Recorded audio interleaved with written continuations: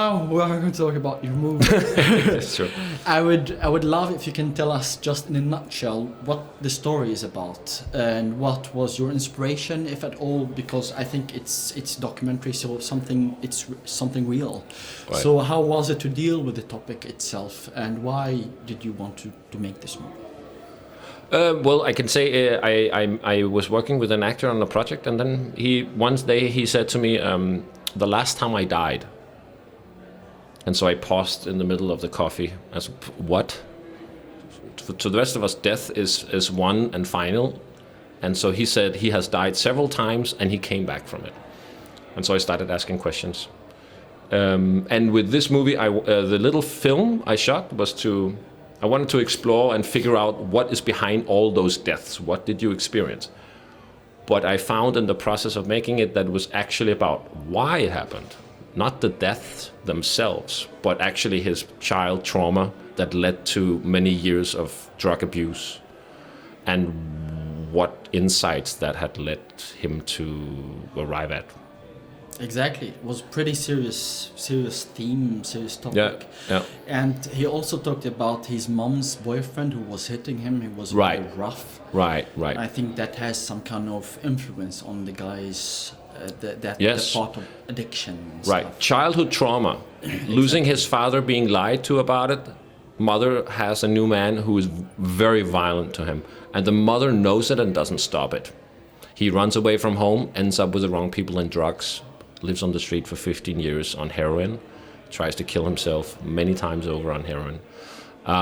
But then in making the film, it was also about, look, these are all terrible things. We can't just sit through that. So we had to start a little story with about a boy trying to get himself killed, but it's a very funny story. And he's also very humorous, and he's a very sensitive guy. So for me, it's important not to just talk the bad things, but also to wrap it up and see a human who's very human, who can laugh at himself, see the irony and the absurdity about a 5-year-old boy trying to commit suicide. Exactly. And so it has to be weighed up with the humor and not only be serious and tragic. And you see in his eyes that he can laugh at himself, and then we can listen to the bad things. Exactly. It's in a way as if laughing at the absurdity of life itself and all the tragic events that can happen in it. That allows us to come into the film. Exactly. If we start with something where we can laugh with him and we can see he can laugh at himself, now we like him. Now we're ready to listen to your bad or your traumatic stories. But if you just throw trauma into people's face, I'm like, why do I have to listen to this? I don't care. Sorry, but I don't. And it's too much. You can't just tell me about a beating. I got beaten by my mom's boyfriend. Yeah. But so to make that, it's about finding the way in so that you laugh a little with him, and then he can. So you open, and then he can tell the story just about. Like starting a light connection with the audience before getting into the heavy stuff. Yes, bring sympathy, and then we can go to the next place. Yeah. Have you done any movies earlier that deal with similar serious themes? Yeah. Can you tell us a little bit about them? Yeah, I was just talking to Jonas outside. I deal a lot with. I've made a lot of films in Australia, in America, and a lot of them deal with the fear of. I think the fear of my own, but other like our own. They deal with the fear of our own violence. That we all have it. We all have the capability of violence, but there is the fear of it, you know. And a lot of the times it's about like a sort of a tyranny that pushes people to an edge, and a lot about the animal in us, right? So that's similar theme as this one. Yeah. I like to. I'm just fascinated by it, that we all have that dark shadow in us, and it's about what buttons are pushed, and to try and explore the understanding behind those bad, very dark feelings. Exactly, and it also depends on the channeling these kind of feelings or these impulses. Sometimes it can become a force against oneself. It can become a self-destructive impulses. Did you have any challenges working on that shoot? Yeah, very much. Can you tell us a little bit about them? That we went to film it on the first day, and I threw all of it out. It was terrible.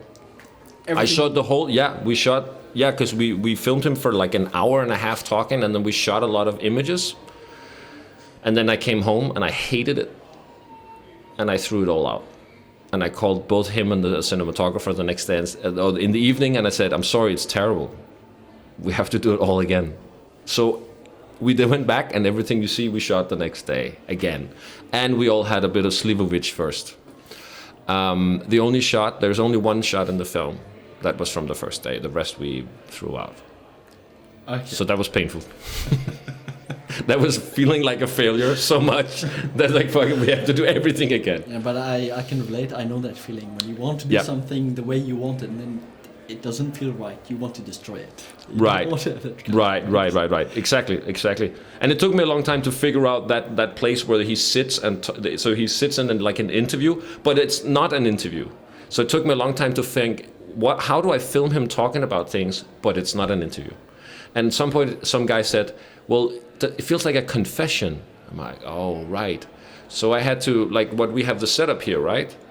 So what we did was that I said, okay, take the shirt off, and you have to look into an area on a wall, because there's nobody, he's not talking to anyone.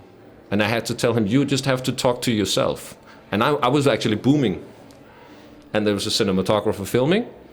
And then sometimes he would stare at one spot in the wall. But if you look in the camera, it looks like he's looking somebody in the eye. So a lot of the times I have to tell him, man, stop looking at one point. You have to look around. So it becomes very stupid, pragmatic. Those little things, yeah. That was very tough. Because it couldn't feel like he's talking to a person. It has to feel like he's talking to you. Mm. And it's a very big difference, but it's very small to make it feel different. Yeah. Interesting. Yeah. Any future projects? Working on any new ideas, stuff? Many, too many, yeah. A couple of your favorite ideas, if you can tell us about them. Oh, favorite ideas. Oof.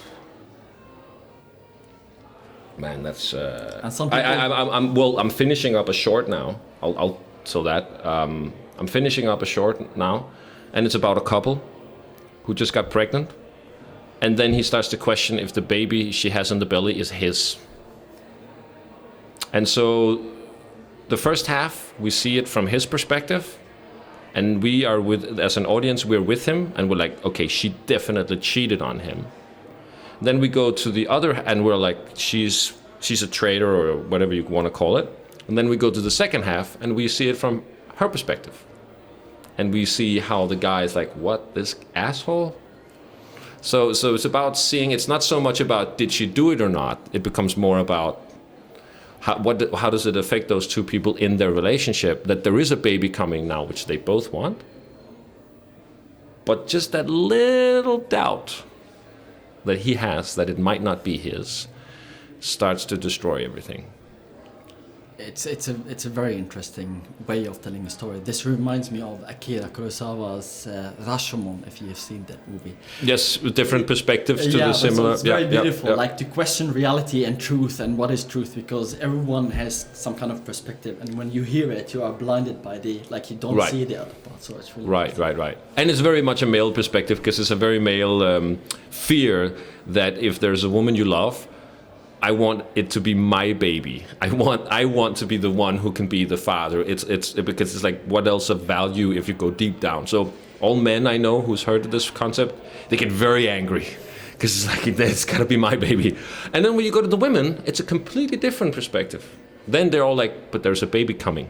Man up. It doesn't matter if it's yours. And the men is like, that's easy for you to say. So the men and women start arguing about this, right? And I think that's good. I think it's just, I like that reaction. It's like, great, now you watch it and let's see. Men and women don't agree on this. Yeah. How has your experience been so far here? It's been good. It's a great little cinema. Some very good, very nice films. Yeah, and some nice people out. Met some nice filmmakers. We're happy having you here. I hope you enjoy the rest of your time, and sorry for making you wait. Thank you so much. No worries. Thank you. Thank you. Yeah. Anything else you would like to add? No, I don't know what we're... So yeah, if you're happy, then I'm happy. I'm happy. Thank you so much. Yeah, no worries. Thank you.